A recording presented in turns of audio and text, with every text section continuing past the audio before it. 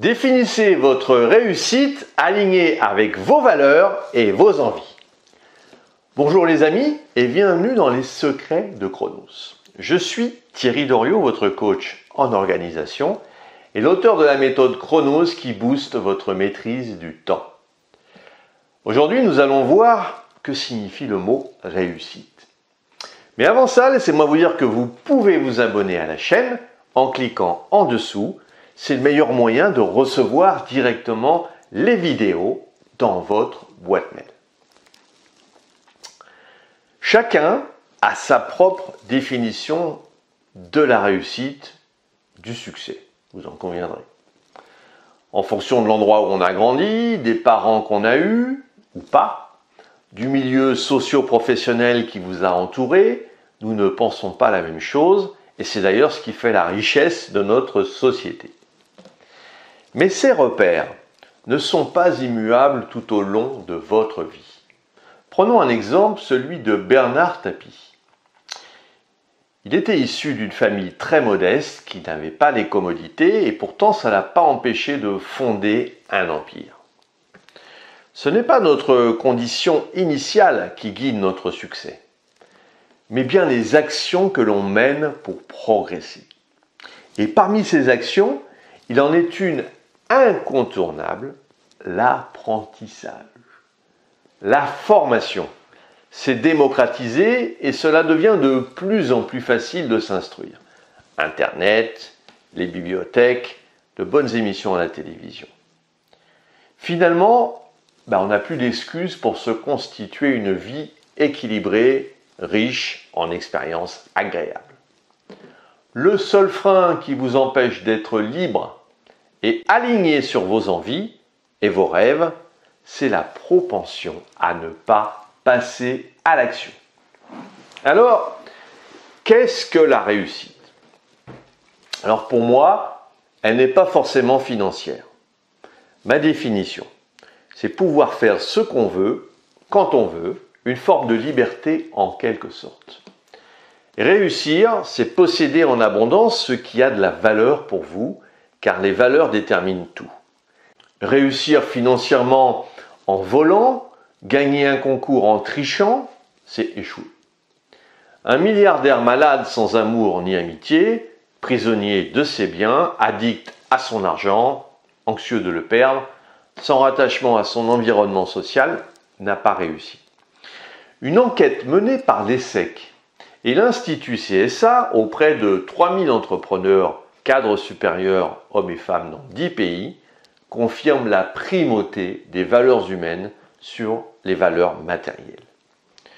Le cadre garde comme valeur l'amour au détriment de l'argent ou du poste en vue.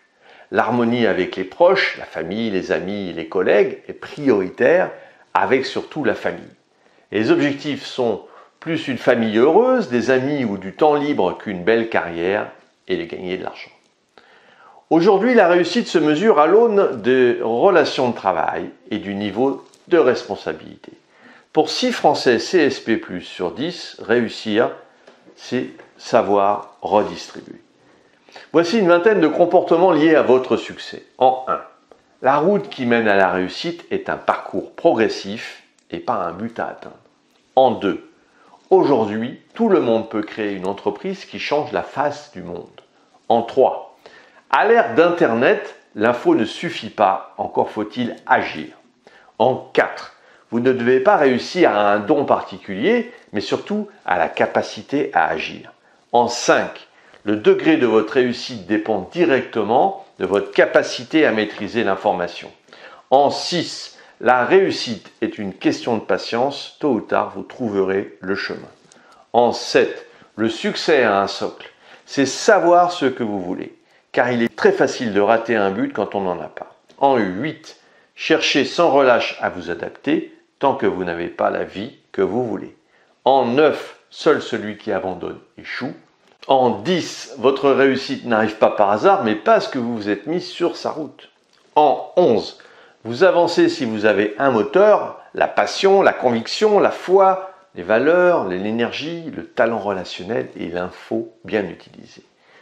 En 12, avoir de bonnes relations avec vous-même conditionne les relations avec les autres.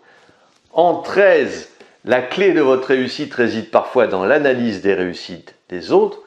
14, la motivation du possible ouvre les opportunités au bâtisseur qui veut changer le monde. En 15, si vous êtes indépendant d'esprit, créez votre boutique et ne dépendez de personne. En 16, si vous aimez coopérer, privilégiez le partage au sein d'une équipe. En 17, si vous êtes affectif, créatif, évitez toute organisation ou règle, la logique et vice-versa. En 18, toujours la même approche, vous obtiendrez toujours le même résultat. En 19, si vous enferrez dans vos idées, vous trouverez rarement avec qui vous entendre. Et en 20, votre licenciement est une porte qui se ferme et un grand horizon qui se dégage. La réussite est un état d'esprit, vous le voyez. Et avant d'être une norme sociale, elle correspond à un sentiment de satisfaction de soi. Lorsqu'on manque d'assurance, on n'a jamais l'impression de réussir, on a une mauvaise opinion de soi. En adoptant une attitude plus positive, vous vous apercevrez rapidement que vous aurez le sentiment de mieux réussir dans tous les aspects de votre vie. Votre temps doit être utilisé pour servir vos intérêts, ce qui vous permet de faire un pas de plus vers votre liberté. Mais j'aimerais vous poser une question. Comment savez-vous que vous avez réussi? Dites-le moi en commentaire. Dans la description, vous allez retrouver 3 choses. La première, un défi 5 jours pour retrouver une organisation au top. La deuxième, vous allez pouvoir partager vos impressions à travers un sondage. Et puis, pour vous remercier d'avoir suivi cette vidéo, je vous propose un coaching d'une demi-heure pour mettre en place les actions particulières qui vous concernent. Et évidemment, ce coaching est offert et pendant une demi-heure, on échange. Voilà, écoutez, je vous remercie et puis vous pouvez me retrouver sur le site internet www.lessecretsdechronos.com. Voilà, à très vite les amis.